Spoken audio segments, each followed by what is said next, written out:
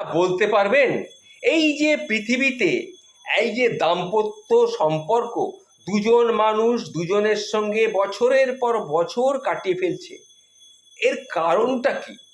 তাদের দাম্পত্য সম্পর্কের এই যে গূঢ় রহস্যটা, এই যে বছরের পর বছর দুটি মানুষ একসঙ্গে কাটিয়ে ফেলছে, এর কারণটা কি? অথচ আমরা কিন্তু দুজনকে খুব কাছ থেকে যদি দেখবেন, খোঁজ নিয়ে দেখবেন, এই সম্পর্ক বেঁচে আছে ভালোবাসার যতটা বেশি, তার থেকেও বেশি তাদের মধ্যে কিন্তু ঝগড়া করে, দিন রাত্রি তারা ঝগড়া করে। কিন্তু ভালোবাসাও আছে, কিন্তু আবার ঝগড়াও করে, এই নিয়েই তারা বেঁচে আছে।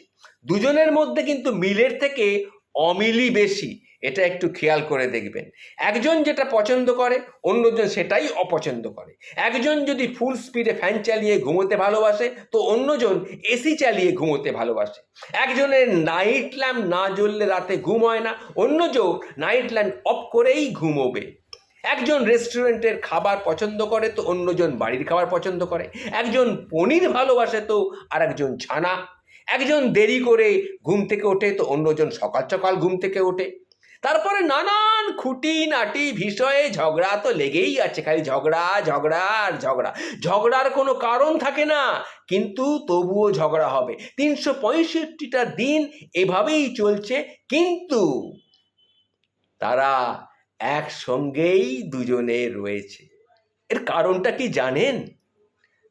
এটা কিন্তু বলা খুব মুশকিল। জানেন, খুব খুব খুব ভালোবাসবে এমন একটা মানুষের চেয়ে একটা ঝগড়া করার মানুষ থাকলে এই জীবনটা দিব্যি কাটিয়ে দেওয়া যায়।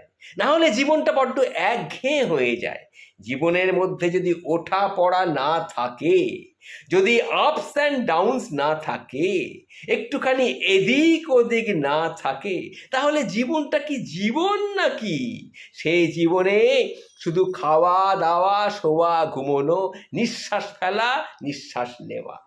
যদি আপনি জীবনটাকে ঠিকমতো উপভোগ করতে চান, তাহলে আমি আবার বলছি, ঝগড়ুটে মহিলাকে আপনি বিয়ে করুন। দেখবেন আপনার জীবনটা কিরকম সবসময় তাজা, একদম ভরপুর, ভালোবাসায় জমে ক্ষীর হয়ে থাকবে। এই পৃথিবীতে ভালোবাসাটা হচ্ছে এই রকম, তার কোনো বৈচিত্র্য নেই, কিন্তু প্রতিদিন খুঁটিনাটা বিষয় নিয়ে ঝগড়া করার মধ্যে একটা অদ্ভুত বৈচিত্র্য আছে। রোজ নতুন নতুন টপিক, আর চলে মধুর ঝগড়া। তার মধ্যেই লুকিয়ে থাকে ভালোবাসা, ঠিক বাতাসার মতো, দেখা যায় না, কিন্তু গায়ে লাগলে বড় আরাম লাগে। বাতাস আমরা কি দেখতে পাই? বাতাস আমরা দেখি না, কিন্তু প্রচণ্ড গরম যখন হবে, তখন গায়ে যদি দক্ষিণা বাতাস লাগে, দেখবেন কি আরাম, কি আরাম আর আরাম। অদ্ভুত বিষয়টা কি জানেন? এই যে এত ঝগড়া, এত খুনসুটি, এত মতের অমিল, তারপরেও দেখবেন হঠাৎ করে দুটো মানুষ একদিন ঠিক পাহাড়ে ঘুরতে চলে গেছে, কিংবা কাঁধে কাঁধ মিলিয়ে সমুদ্রের ধারে, সমুদ্রের বেলাভূমিতে হেঁটে বেড়াচ্ছে।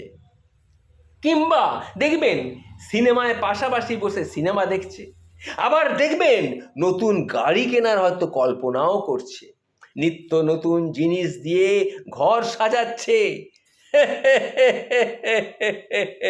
এটাই তো জীবন কালিদা, এটাই জীবন, ভাবতে পারছেন?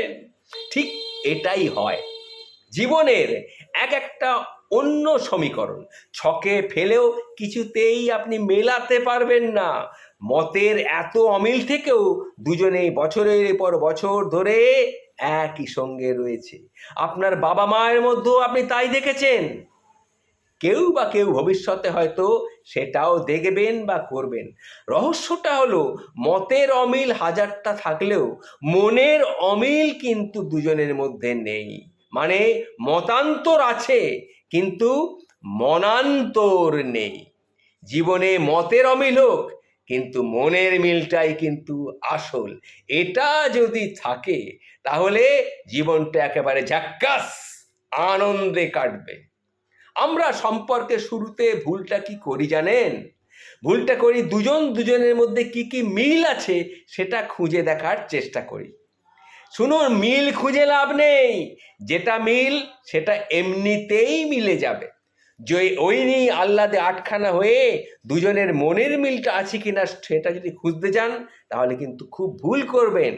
ভালোবাসা শুধু মতের মিল নিয়ে তৈরি হয় না, মতের অমিল আর মনের মিল নিয়েই অন্যের হৃদয়ে ভালোবাসাকে জমাতে হয়, জমিয়ে ক্ষীর করতে হয়, তবেই তো ক্ষীরটা খেতে মজা।